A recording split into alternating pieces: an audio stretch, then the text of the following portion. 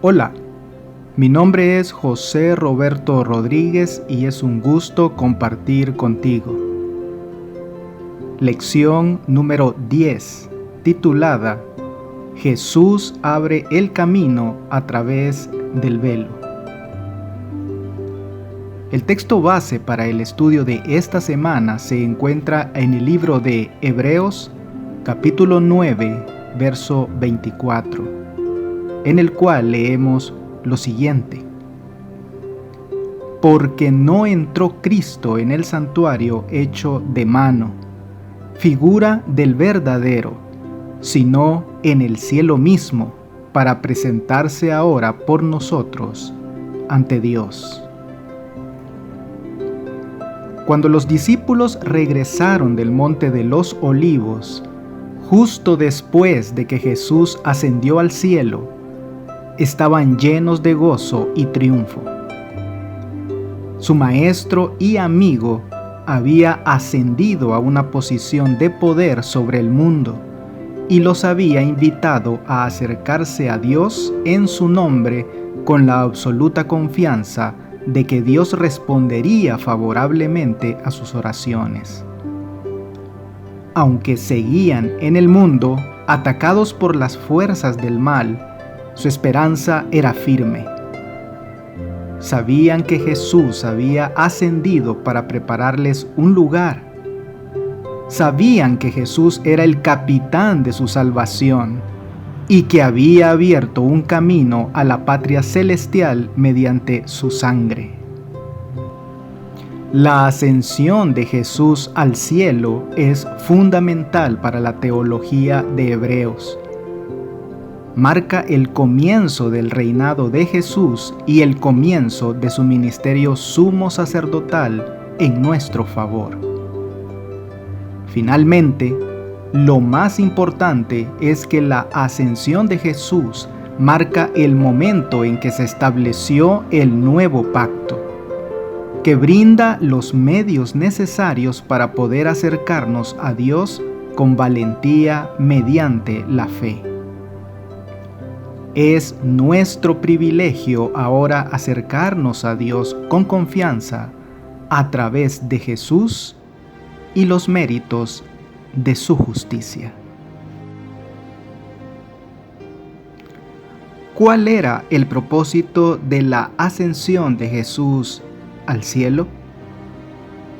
Hebreos capítulo 9, verso 24. Porque no entró Cristo en el santuario hecho de mano, figura del verdadero, sino en el cielo mismo, para presentarse ahora por nosotros ante Dios. Dios instruyó a Israel para que los varones subieran 3 veces al año a Jerusalén para presentarse delante de Jehová el Señor con una ofrenda. Los tiempos señalados eran la fiesta de la Pascua, es decir, panes sin levadura, la fiesta de las semanas, es decir, Pentecostés, y la fiesta de los tabernáculos. La Pascua celebraba la liberación de la esclavitud en Egipto. Pentecostés celebraba la cosecha de la cebada y, en épocas del Nuevo Testamento, se lo relacionaba con la entrega de la ley en el Sinaí. La fiesta de los tabernáculos celebraba el cuidado de Dios respecto de Israel durante su estadía en el desierto. Hebreos 9:24 describe la ascensión de Jesús a la presencia del Padre. Llegó al santuario celestial, el verdadero, para presentarse ante Dios con un mejor sacrificio, su propia sangre. Jesús cumplió las fiestas de peregrinación con asombrosa precisión. Murió el día de la preparación de la Pascua a la hora 9, el momento en que se sacrificaban los corderos pascuales. Jesús resucitó al tercer día y ascendió al cielo para recibir la seguridad de que su sacrificio había sido aceptado, cuando el sacerdote debía mecer la gavilla de cebada madura como primicia. Luego, ascendió 40 días después para sentarse a la diestra de Dios y establecer el nuevo pacto en el día de Pentecostés. El propósito de la peregrinación del antiguo Israel era ver la faz de Dios. Esto significaba experimentar el favor de Dios. De igual modo, la expresión hebrea de buscar el rostro de Dios significaba pedir ayuda a Dios. Este es el sentido en Hebreos de la ascensión de Jesús. Jesús ascendió a Dios con el sacrificio perfecto. Jesús ascendió al cielo también como nuestro precursor ante la presencia de Dios. Él ha hecho realidad la promesa para los creyentes que viajan en busca de una patria, deseando una patria mejor y esperando la ciudad de la cual Dios es arquitecto y constructor. ¿Cuál fue la experiencia de Israel en el monte Sinaí? Hebreos capítulo 12, versos 18 al 21. Porque no os habéis acercado al monte que se podía palpar y que ardía en fuego, a la oscuridad, a las tinieblas y a la tempestad, al sonido de la trompeta y a la voz que hablaba, la cual los que la oyeron rogaron que no se les hablase más, porque no podían soportar lo que se ordenaba. Si aún una bestia tocare el monte, será apedreada o pasada con dardo. Y tan terrible era lo que se veía, que Moisés dijo: estoy espantado y temblando. Cuando Dios llamó a Israel a salir de Egipto, su plan era crear una relación personal e íntima con ellos. Él dijo: vosotros visteis lo que hice a los egipcios, y cómo os tomé sobre alas de águilas y os he traído a mí. Así, a través de Moisés, Dios dio las instrucciones necesarias con el fin de preparar al pueblo para encontrarse con Él. El pueblo primeramente necesitaba consagrarse. Quienes ascendieran sin preparación morirían. Sin embargo, una vez que el pueblo se preparó durante 2 días, entonces, cuando sonara largamente la bocina al tercer día, Dios instruyó al pueblo: subirán al monte. Quería que tuvieran la experiencia que Moisés y los dirigentes del pueblo tendrían cuando subieran al monte y vieran a Dios y comieran y bebieran en su presencia. Más adelante, el pueblo reconoció que había visto la gloria de Dios y que era posible que Dios hablara al hombre y éste aún viva. Pero cuando llegó el momento, les faltó fe. Moisés explicó años más tarde: vosotros tuvisteis temor del fuego y no subisteis al monte. En lugar de eso, le pidieron a Moisés que fuera su intermediario. La manifestación de la santidad de Dios en el monte Sinaí debía enseñarle al pueblo a temerle o respetarlo. El temor de Jehová conduce a la vida, la sabiduría y la honra.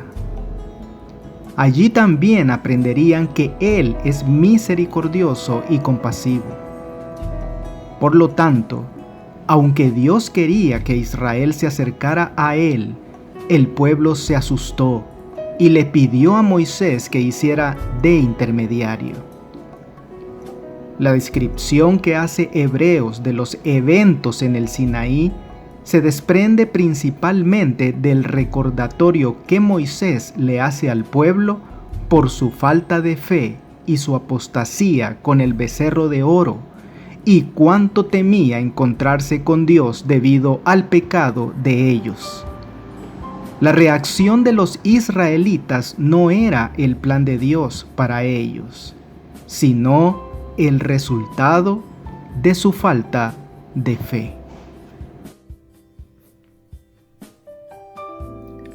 Los velos tienen una doble función. El término que Hebreos utiliza para velo, katepetasma, podría referirse a la cortina de la entrada del atrio, a la cortina de la entrada del santuario o al velo interior que separaba el lugar santo del lugar santísimo. Estos velos eran entradas y a la vez límites que solo algunos podían traspasar. ¿Qué advertencia tenemos respecto al velo en el siguiente pasaje? Levítico capítulo 16, versos 1 y 2. Habló Jehová a Moisés después de la muerte de los dos hijos de Aarón, cuando se acercaron delante de Jehová y murieron. Y Jehová dijo a Moisés: Di a Aarón tu hermano, que no en todo tiempo entre en el santuario detrás del velo, delante del propiciatorio que está sobre el arca, para que no muera, porque yo apareceré en la nube sobre el propiciatorio. El velo era una protección para los sacerdotes mientras oficiaban ante un Dios santo. Después del pecado del becerro de oro, Dios le dijo a Moisés que no los acompañaría camino a la tierra prometida para no consumirlos, porque eran un pueblo de dura cerviz. Por lo tanto, Moisés trasladó la tienda de reunión y la armó lejos, fuera del campamento. Sin embargo, después de que Moisés intercediera, Dios aceptó ir en medio de ellos, pero estableció varias medidas para proteger al pueblo mientras Él habitara entre ellos. Por ejemplo, Israel acampaba en un orden estricto que dejaba un cuadrado vacío en el medio, donde se colocaba el tabernáculo. Además, los levitas acampaban alrededor del tabernáculo para proteger el santuario y sus muebles de la invasión de extraños. En realidad, era una especie de velo humano que protegía al pueblo de Israel. Pero los levitas acamparán alrededor del tabernáculo del testimonio para que no haya ira sobre la congregación de los hijos de Israel. Y los levitas tendrán la guarda del tabernáculo del testimonio. Números 1:53. Jesús, como nuestro sacerdote, también ha sido nuestro velo. Mediante su encarnación, Dios levantó su tienda en medio de nosotros y pudimos contemplar su gloria. Jesús hizo posible que un Dios santo viviera en medio de un pueblo imperfecto. ¿Qué invitación tenemos en relación al camino nuevo y vivo a través del velo en el siguiente pasaje? Hebreos capítulo 10, versos 19 al 22. Así que, hermanos, teniendo libertad para entrar en el lugar santísimo por la sangre de Jesucristo, por el camino nuevo y vivo que Él nos abrió a través del velo, esto es, de su carne, y teniendo un gran sacerdote sobre la casa de Dios. Acerquémonos con corazón sincero, en plena certidumbre de fe, purificados los corazones de mala conciencia y lavados los cuerpos con agua pura.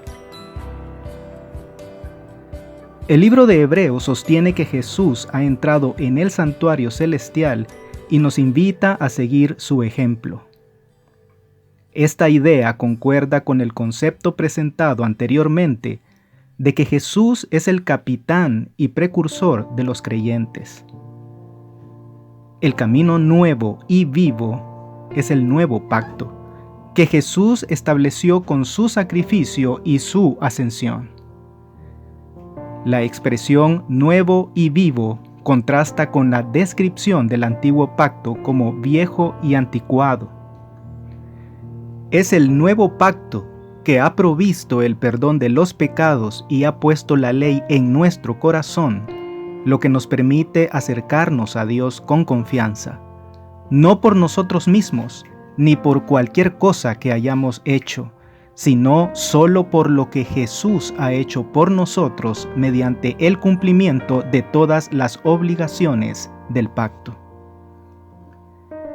Hebreos señala que la instauración del antiguo pacto implicaba la instauración del santuario y la consagración de los sacerdotes.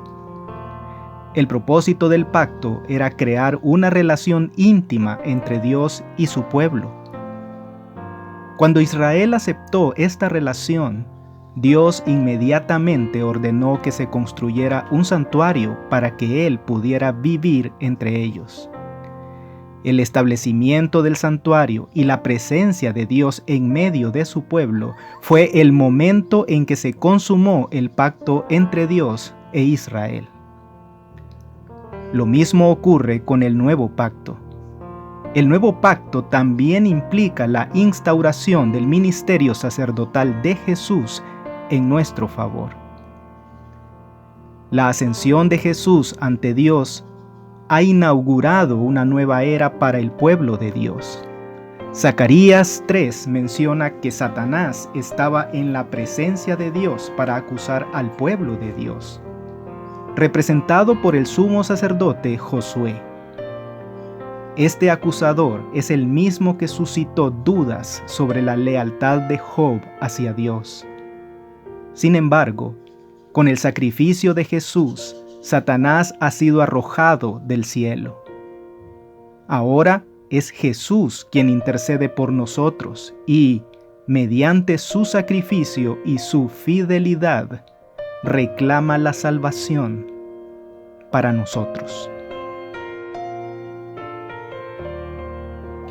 En el libro de Hebreos se nos habla acerca de que, en cierto sentido, hemos llegado a la Jerusalén celestial ante la presencia de Dios. Hebreos capítulo 12, versos 22 al 24.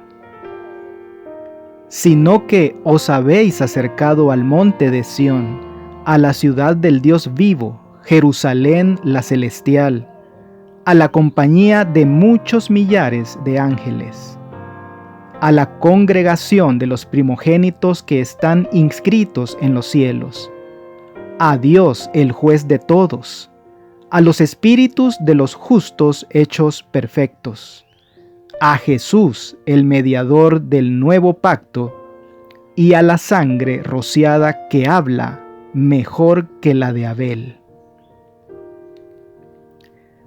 Se argumenta que los creyentes se han acercado al monte Sión, la Jerusalén celestial, mediante la fe.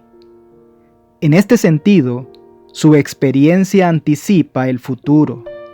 Por lo tanto, la Jerusalén celestial pertenece al reino de las cosas que se esperan y de lo que no se ve, pero que sin embargo se nos garantizan mediante la fe. Si bien esto es cierto, no es el significado completo de este pasaje. También hemos llegado al monte Sión, a la misma presencia de Dios, a través de nuestro representante Jesús. La ascensión de Jesús no es una cuestión de fe, es un hecho. Es esta dimensión histórica de la ascensión de Jesús lo que aporta convicción a la exhortación de Hebreos de mantenernos firmes en nuestra confesión. Pablo dice: por tanto, teniendo un gran sumo sacerdote que traspasó los cielos, acerquémonos pues confiadamente. Por ende, ya hemos llegado a través de nuestro representante y debemos actuar en consecuencia. A través de él hemos saboreado el don celestial y hemos experimentado la buena palabra de Dios y los poderes del mundo venidero. La realidad de la ascensión y el ministerio de Jesús en el santuario celestial es una segura y firme ancla del alma. La garantía de que las promesas tienen fundamento y son dignas de confianza. Para nosotros, la fe tiene un ancla histórica. Sin embargo, el propósito de Dios se cumplirá no solo en Jesús, sino también en nosotros. Hemos dicho que la ascensión de Jesús cumplió la tipología de las dos primeras peregrinaciones anuales de Israel, la Pascua y el Pentecostés. Según Hebreos y el libro de Apocalipsis, la última peregrinación, la fiesta de los tabernáculos, aún no se ha cumplido. La celebraremos con Jesús, cuando estemos en la ciudad cuyo arquitecto y constructor es Dios, en la patria celestial. No construiremos tabernáculos, sino que el tabernáculo o tienda de Dios descenderá del cielo, y viviremos con Él para siempre. La ascensión de Cristo al cielo fue la señal de que sus seguidores iban a recibir la bendición prometida. Habían de esperarla antes de empezar a hacer su obra. Cuando Cristo entró por los portales celestiales, fue entronizado en medio de la adoración de los ángeles. Tan pronto como esta ceremonia hubo terminado, el Espíritu Santo descendió sobre los discípulos en abundantes raudales y Cristo fue de veras glorificado con la misma gloria que había tenido con el Padre desde toda la eternidad. El derramamiento pentecostal era la comunicación del cielo de que el Redentor había iniciado su ministerio celestial. De acuerdo con su promesa, había enviado al Espíritu Santo del cielo a sus seguidores como prueba de que, como sacerdote y rey, había recibido toda autoridad en el cielo y en la tierra, y era el ungido sobre su pueblo. Podían pronunciar el nombre de Jesús con seguridad, porque ¿no era Él su amigo y hermano mayor? Puestos en comunión con Cristo, se sentaron con Él en los lugares celestiales. Con qué ardiente lenguaje revestían sus ideas al testificar por Él. El salmista dijo: mi alma tiene sed de Dios, del Dios vivo. ¿Cuándo vendré y me presentaré delante de Dios? ¿Cómo podemos tener la misma sed de llegar a la presencia de Dios? Si no nos regocijamos ahora en la presencia de Dios mientras lo adoramos y nos presentamos ante su presencia con fe, ¿nos regocijaremos en el futuro?